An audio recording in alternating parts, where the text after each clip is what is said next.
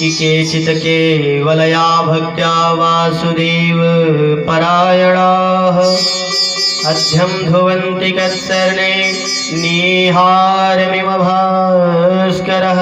सुखदेव बाबा कहते हैं कि परीक्षित, जैसे भुवन भास्कर सूर्य के उदय होने पर संपूर्ण त्रिभुवन का अंधकार समाप्त हो जाता है, ऐसे भगवान के मंगलमय नाम को गाने से कल्याण हो जाता है। बोलो वृंदावन बिहारी लाल की जय हो। भगवान का नाम बहुत ही प्यारा है। पूछा जब उन्होंने, ये 2 मिनट भगवान के नाम से उद्धार हो जाता है तो 2 मिनट भगवान का नाम ले लो, क्योंकि भगवान का नाम ही है जो आपको कल्याण करा सकता है। आपका उस सजन को अगर प्राप्त करना है, जो सजनों का सजन है, तो उसको प्राप्त करने के लिए हमें भगवान का नाम ही एक आधार है। कलियुग केवल नाम आधारा। इसीलिए जो करते रहोगे भजन धीरे धीरे तो मिल जाएगा वो सजन धीरे धीरे। जो करते रहोगे भजन,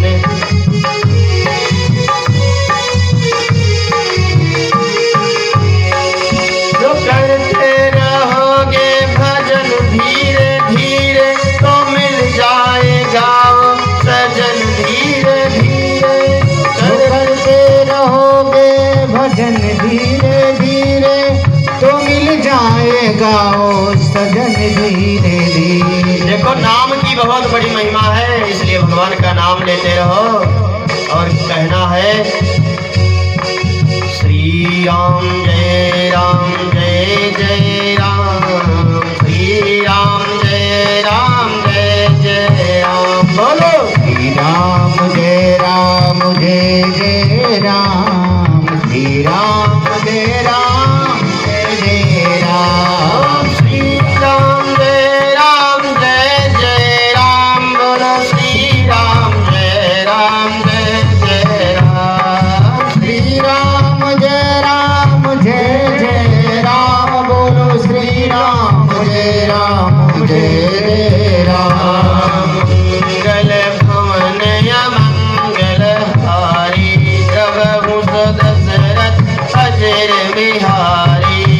मंगल भवन मंगल हारी, प्रभु दशरथ अजर बिहारी। श्री राम जय जय राम। बोलो श्री राम जय जय राम। श्री राम जय जय राम। बोलो श्री राम जय जय राम। विश्वनाथ ममनाथ पुरारे, त्रिभुवन महिमा विदित तुम्हारे। विश्वनाथ ममनाथ मुरारी, त्रिभुवन महिमा विदित तुम्हारी। श्री राम जय जय राम। बोलो श्री राम जय जय राम। बोलो सियावर रामचंद्र की जय हो, भागवत भगवान की जय हो। शुकदेव बाबा ने कहा, नाम की बात की है तो क्या नाम से भी कोई तर सकता है? कहा, नाम से तो ऐसे ऐसे आदमी तर सकते हैं, भयंकर पाप किया हो तब भी तर सकते हैं। देखिए, बताया गया भागवत महापुराण में कि नाम से लोग तर जाते हैं। प्राणी केवल भगवान का नाम ले ले तो उनका उद्धार हो जाता है। कहा, महाराज कोई प्रमाण दीजिए, जो नाम से तर गया हो, कोई एक प्रमाण हमको दे दीजिए। बहुत छोटी सी पंक्ति है, व्यक्ति कैसे बिगड़ता है। कहा गया है कि ब्राह्मण मिट जात है पर नारी से प्रीत किए। ब्राह्मण यदि किसी परनारी से प्रीति कर ले तो उसका समूल विनाश हो जाता है। और ब्राह्मण ही नहीं, मैं समस्त जातियों की बात कर रहा हूँ और किसी जाति विशेष की बात नहीं कर रहा हूँ। मैं हिंदू समाज की बात कर रहा हूँ। यदि हिंदू समाज में कोई भी पुरुष किसी पर स्त्री का साथ कर ले तो समझ लीजिए कि उसका विनाश उसी दिन से प्रारंभ हो गया है। ब्राह्मण मिट जात है पर नारी से प्रीत किए, और क्षत्रिय मिट जात है अपराध के धन खाए से। क्षत्रिय का समापन हो जाता है यदि अपराध का धन खाते हैं महाराज। आलस के किए से किसान मिट जाते हैं, और बेवा मिट जात है श्रृंगार के बनाए से। पवन के झकोरों से बादल मिट जाते हैं, वादर मिट जाता है रोज पर घर जाए से। और धन मिट जाते हैं अधर्म के किए से, और पाप मिट जाते हैं नित हरि गुण गाए से। यदि रोज हरि का कीर्तन करोगे तो आपके पाप मिट जाएंगे, लेकिन रोज अगर कहीं जाओगे तो आपका सम्मान घट जाएगा। इसीलिए ससुराल में कितने दिन रुकना चाहिए महाराज? जितने दिन सब्जी बदलती रहे उतने दिन ही रुकना चाहिए।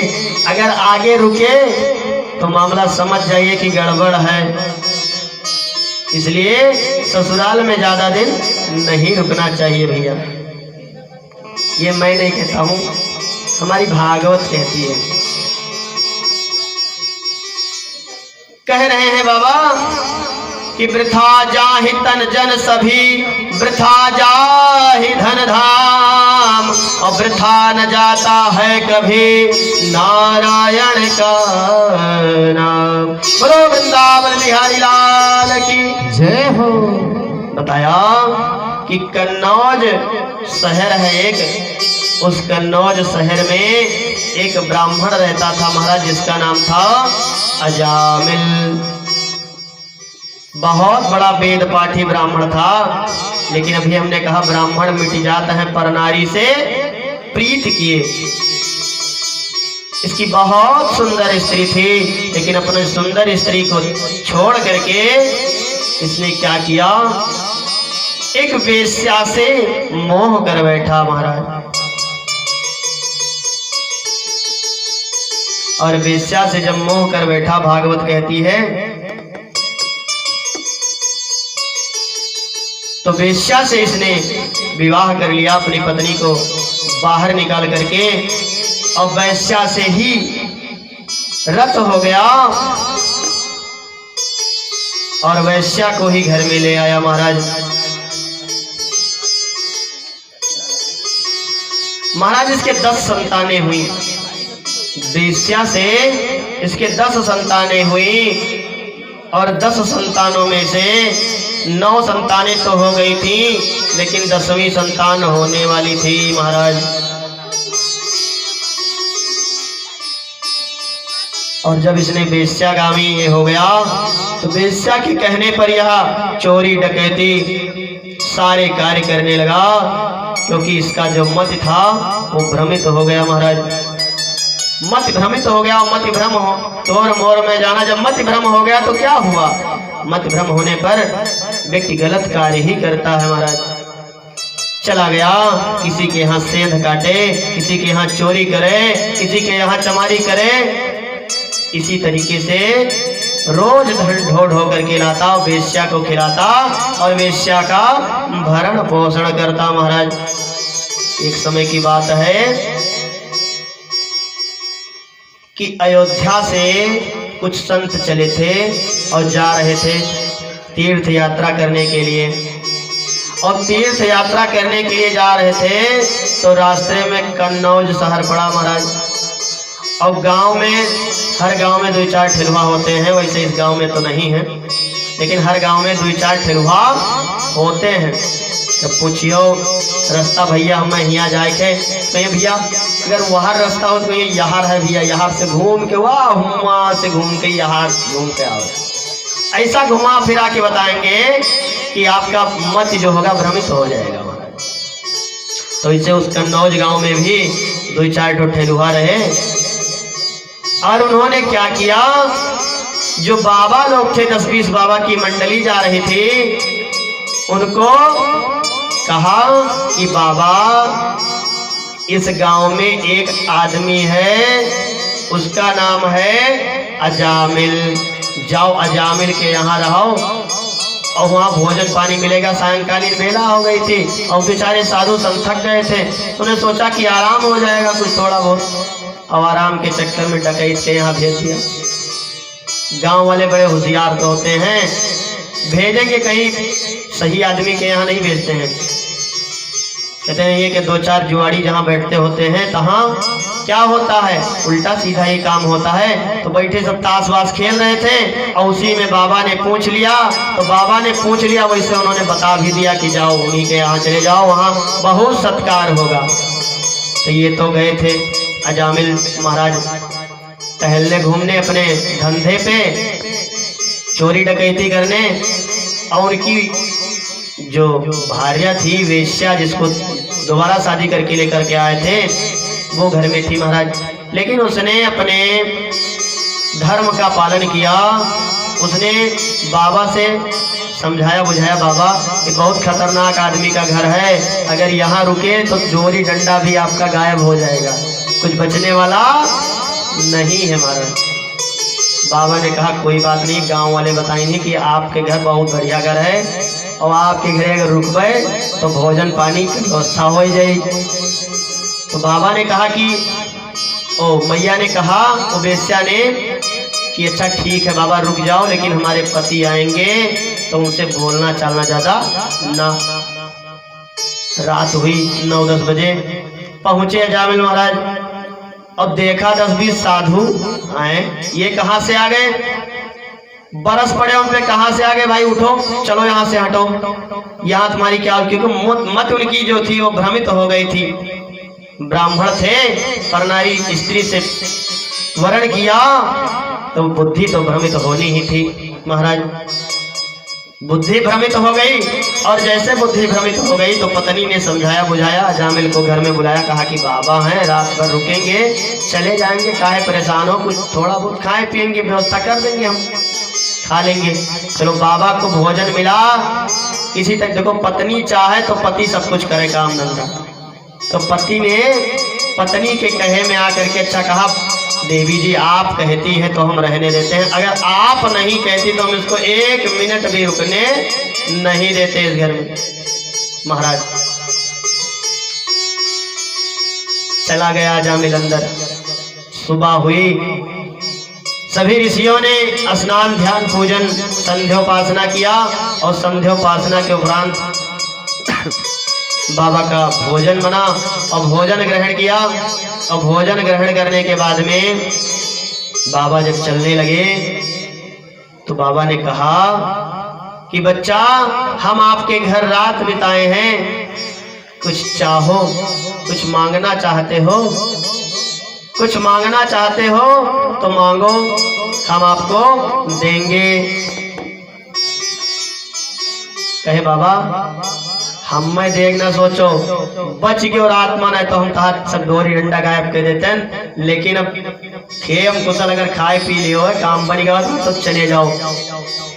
लेकिन वो बेस्या थोड़ी क्या थी, गर्भ में संतान थी, तो उसने कहा कि कोई बात नहीं बाबा, हमारे संतान होने वाली है, इस संतान के बारे में कुछ बता दीजिए। तो बाबा ने कुछ नहीं बताया।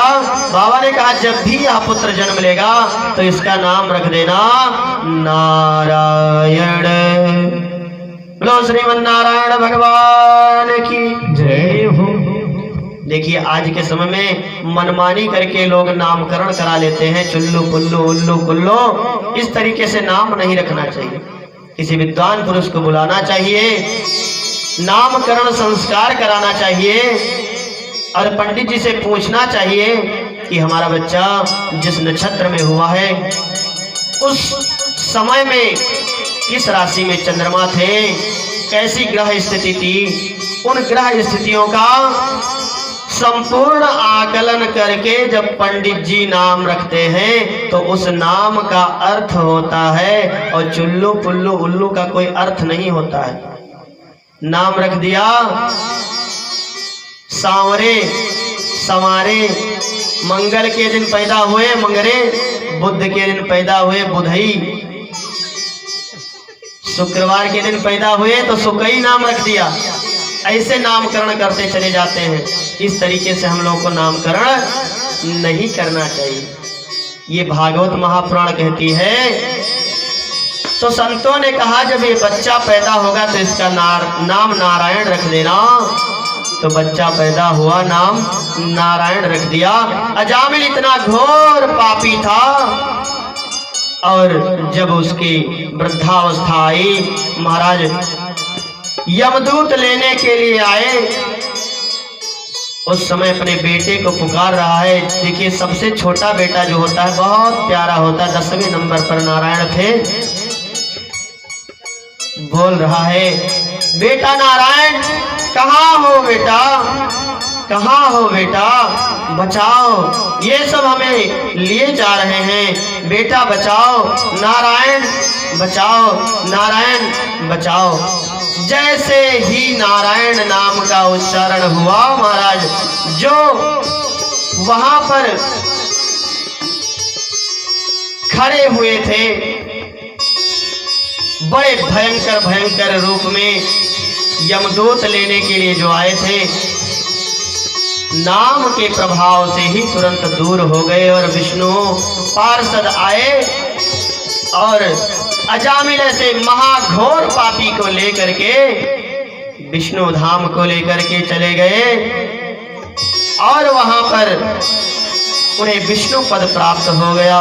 बोलो वृंदावन बिहारी लाल की जय हो।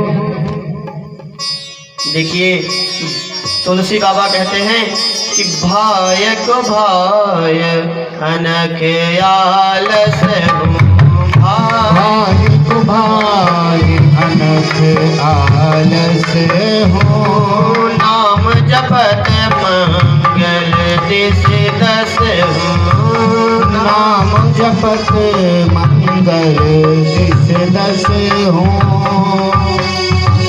देखिए आपकी कैसी भावना है, इस पर निर्णय नहीं होता है।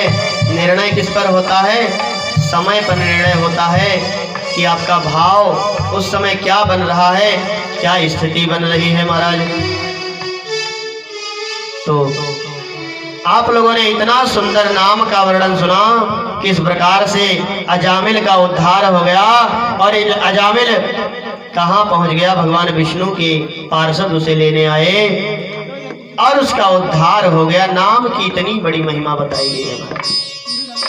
नाम से बहुत कुछ हो सकता है, तो आप लोग भी भगवान का नाम जरूर लेते रहें, भगवान का नाम जरूर लेते रहें, क्योंकि भगवान का नाम ही उद्धार कराने वाला है। भगवान का नाम चाहे तो भव पार करा दे। देखिए आज अजामिल का भव पार हो गया केवल बेटे का नाम, इसलिए अपने बेटे का नाम सब लोग पंडित जी को बुला करके अच्छा सा नामकरण कराओ।